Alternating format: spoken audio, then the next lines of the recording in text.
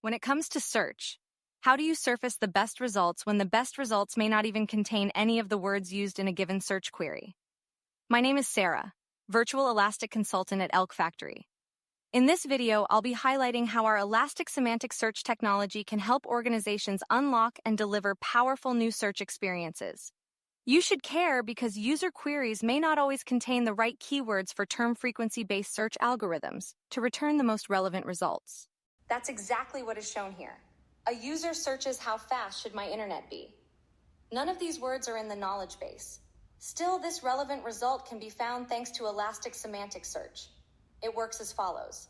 All information in the knowledge base is represented by a numerical presentation, so-called vector embeddings. Also, the search query is represented by a numerical presentation. The numerical presentation of the search query is compared with the numerical presentations of the information in the knowledge base to find the closest results, the so-called nearest neighbors. In this way, Elastic understands that semantically, should be is the closest to required. Internet is the closest to the word connection. Fast is the closest to the word speed. This is a great result without needing to maintain synonyms. Discover more about Elk Factory and how we help businesses with elastic technology.